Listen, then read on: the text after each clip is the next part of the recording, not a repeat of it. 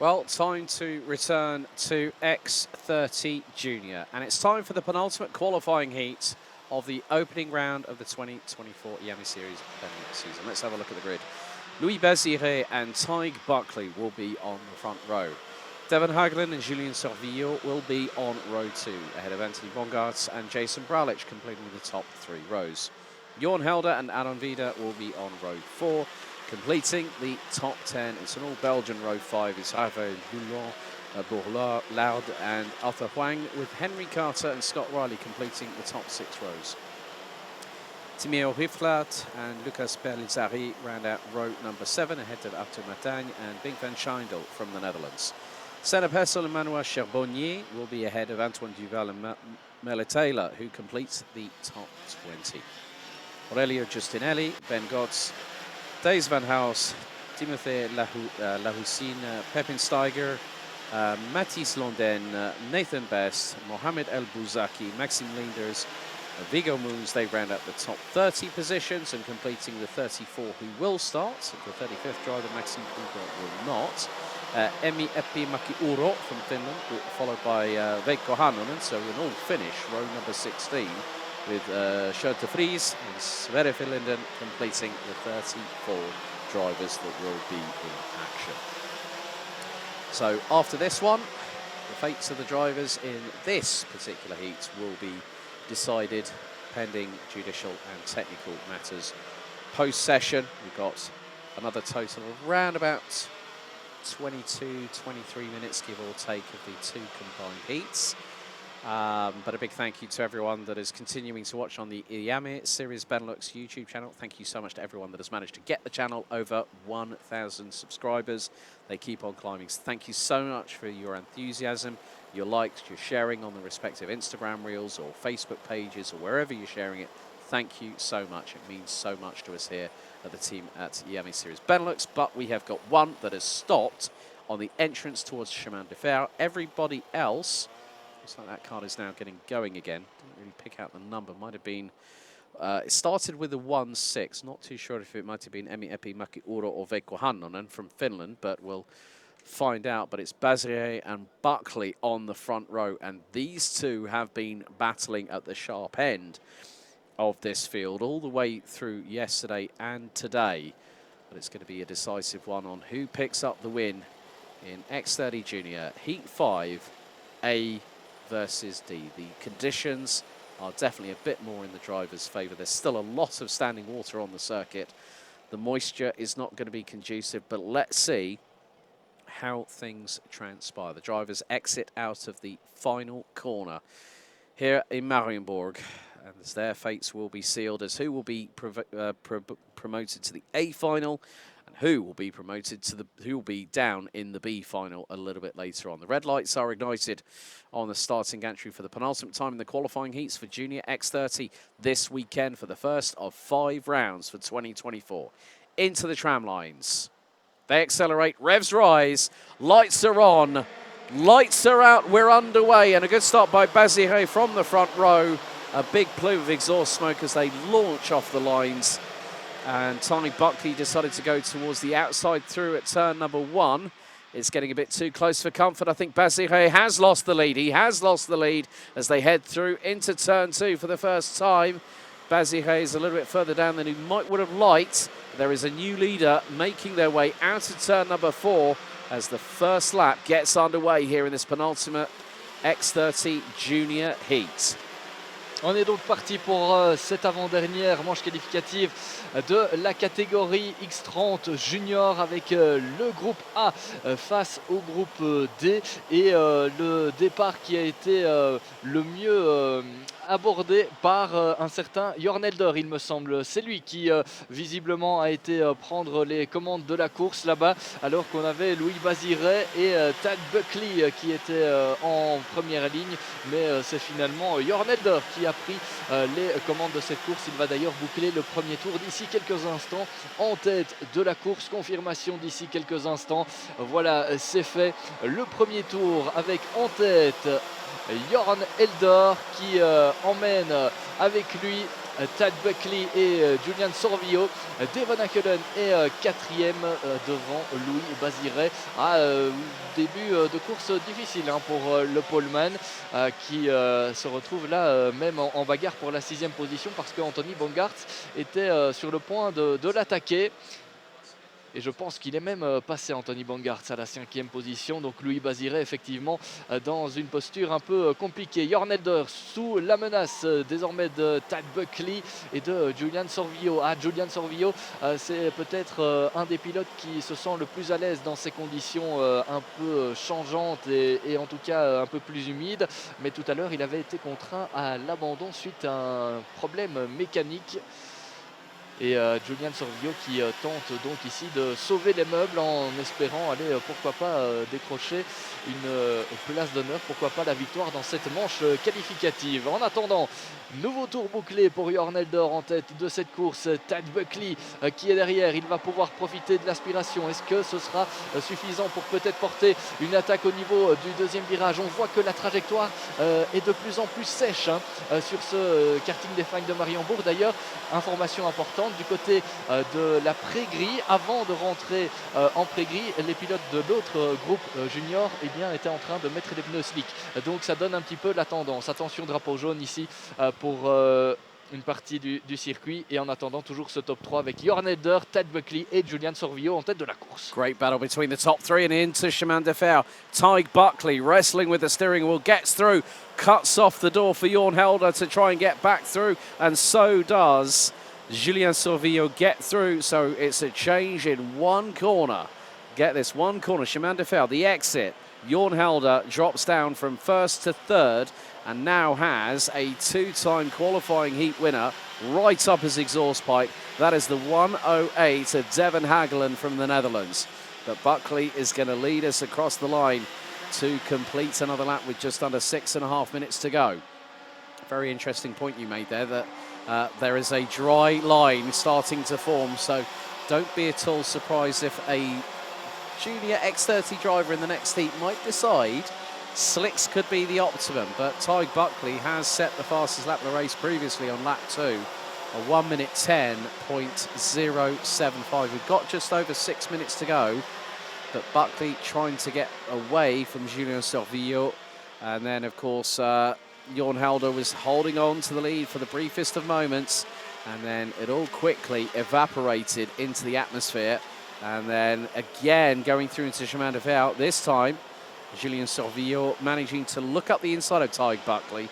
Buckley was wise to it, kept the cart pinned to the outside, kept the throttle pinned and made it stick. And then Sorvillo just went, okay, I've got to try again. I've got to try somewhere else on the circuit where he knows that I'm not going to try and fake him a dummy. Tad Buckley qui a pris les commandes de cette course avec derrière lui un Julian Sorvillo qui s'est montré très opportuniste à l'épingle du chemin de fer il y a un peu plus d'un tour maintenant, en dépassant Jorn Elder qui a perdu 2 positions dans ce virage. Derrière, Devon Hackelen est en 4e position devant Arthur Oang qui est là au 5e rang. C'est pas mal joué de la part d'Arthur Oang qui démarrait de la 10e position. 5 places de gagné pour ce pilote d'après notre live timing. Voilà pour les quelques informations. Et puis en 6e position, on a qui là-bas? Ce serait... It's the Scott Riley. Scott Riley has now moved up into 6th position. So, so Scott Riley in the number 175 was 10th, now 6th, as again you can just see how feverishly these drivers are working behind the wheels, and that is Louis Baziret from Victory Lane making up a position, trying to make out who that was. I think it was Anthony Bongarts in the number 132, which it was. And then they've got Aaron Vida and also Bing van Scheindel, both from the Netherlands, both running on the Falcon chassis with the Falcon Racing team. I have a it's quite interesting. Mark, who's one of the photographers that we have here in the media paddock, he works with Oakland's Grand Prix, and he said, yeah, there's quite a few big awnings here. And I said, yeah, that doesn't surprise me in karting paddocks like this. So, again, just showcasing there is a whole host of talent. We've got the French, we've got the Dutch, we've got the Belgians, we've got the Finnish even, coming into all of this. You know, so many different nationalities. It might be the Yami Series Benelux, but it's definitely an international flavour as we've got to move up the inside. That's Arthur Huang on the 167 of Jorn Helder, who's going to lose that position through the next part out of Chemin de Fer and into Escargot. So Jorn Helder was leading, now has pretty much, I think, ended up just on the outskirts or outside of the top 5. Arthur Huang très bien dans le coup dans cette manche qualificative qui vient de passer en 3e position. Il a pris le meilleur sur celui qui avait pris la tête en tout début de course, Jorn Helder, qui glisse donc à la 4e position. Attention à ne pas trop s'endormir sur ses acquis là du côté de Jorn Helder qui va peut-être être sous la menace du pilote irlandais Scott Riley qui revient là dans ses échappements. Alors Arthur Huang, c'est vrai, fait partie des Belges engagés dans cette catégorie X30 Junior, mais on a tellement de nationalités représentées dans cette catégorie. Rien que dans cette manche qualificative, on a notamment des Irlandais, des Britanniques, un Luxembourgeois, des Belges évidemment, mais aussi un Finlandais et un Français. Voilà pour les quelques indications qu'on peut vous donner. Ça veut dire que cette Yami Series Benelux, elle a des allures même de championnat d'Europe, voire du monde certainement. Donc c'est vraiment agréable à suivre. Attention, les drapeaux jaunes à la sortie de l'escargot. Que s'est-il passé?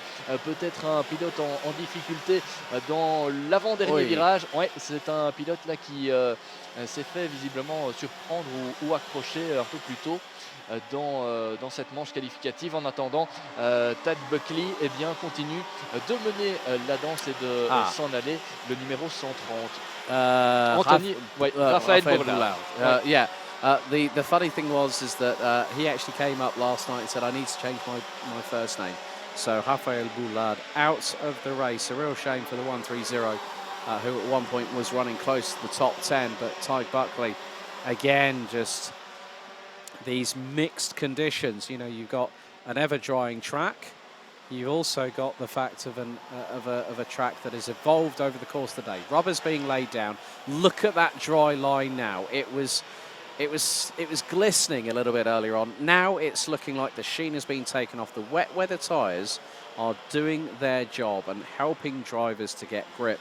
And with a minute to go, Ty Buckley is really relishing these conditions. You know, that's the thing. It doesn't matter where you compete in the world. If you've got rain conditions, you're going to be one of those drivers that's going to shine a lot more than some of the others that might not be so competent in the wet. But Ty Buckley heads on to the penultimate lap of the penultimate qualifying heat for X30 Junior for round 1 of the season and has a lead over Julian Sorvillo of nearly 1.6 seconds. We've got a battle coming through out of turn number 2. And Jorn Helder has had to hang on a little bit. There's the 175. There's Scott Riley. So Scott Riley started 12th. He's now up 7 positions and could be closing in onto 4th place. So Jorn Helder, the 167 from the Netherlands, has just got to try and hang on. But right behind them, there's Jason Bralic as well in the 174. And he's been pretty much up at the sharp end of the field, but the timer hits 0. And next time around, Ty Buckley from Ireland will be the first one to see the last lap board. Jorn Helder sous la pression de 2 pilotes à présent. Le pilote qui occupe pour l'instant la 4e place qui est menacé par l'Irlandais Scott Riley et aussi par Jason Bralic là, qui est revenu dans l'échappement du pilote irlandais. Ça promet un dernier tour de folie puisqu'on est entré dans le dernier tour. Pour le leader de la course, ça semble déjà fait, hein, même s'il ne faut jamais crier victoire trop vite. Le pilote irlandais Tad Buckley qui est là avec 1 seconde 5 d'avance sur Julian Sorvillo qui n'est pas en mesure de l'attaquer alors qu'on aborde les derniers virages, en tout cas la partie la plus technique de ce karting des Fagnes de Mariembourg. Attention pour la 4e place, il pourrait y avoir du changement avec peut-être une attaque au niveau de l'épingle du chemin de fer. Non, Jorn Helder est en train de fermer la porte et ce qui sera très intéressant à suivre dans la course précédente, c'est de voir qui va pouvoir prendre des risques au moment où on devra sortir de cette trajectoire de plus en plus sèche. Mais en attendant, mesdames et messieurs, d'ici quelques instants, on va avoir le vainqueur de cette manche qualificative entre les groupes A et D, Tad Buckley. Tig Buckley now heads over the crest for the final time, and the Irishman wins here at Mariembourg in the penultimate X30 junior heat, Heat 5, by nearly a second and a half ahead of Julien Sorvillo, with Arthur Huang in the 188, making it from 10th up 7 places to round out the top 3. Good work also by Scott Riley in the 175, so another Irishman in the top 5 there. Ahead of Jason Bralich in the number 174, but Tig Buckley can hold his head up high very, very convincingly as the drivers make their way across the stripe to complete this penultimate qualifying heat for X30 Junior. There's the 136, Mohamed El Bouzaki, who started 28th, and that was just on the outskirts of the Chemin de Fer complex heading into Escargot. But Tig Buckley takes the win in the penultimate Junior X30 heat, and it's been a good one for the Irishman, running with Brennan Tech, if I remember correctly, and look, straight away cools down the wet tyres. We are at that point, we're at that crossover that we could see slick tyres being employed by the end of today. So Buckley wins it by 1.5 seconds ahead of Sorvillo. Huang in third. Riley, Bralich, Helder, Devon Haglen, a 2-time heat winner so far, unfortunately ending up in 7th ahead of Louis Béziré, who started from pole position. Bink van Scheindel and Anthony Bongartz ran out the top 10 ahead of Carter Vida, and there are the rest of the results, ladies and gentlemen. But very, very shortly, in just a couple of minutes' time, we're going to get underway with the final qualifying heat for X30 Junior. B versus C up next.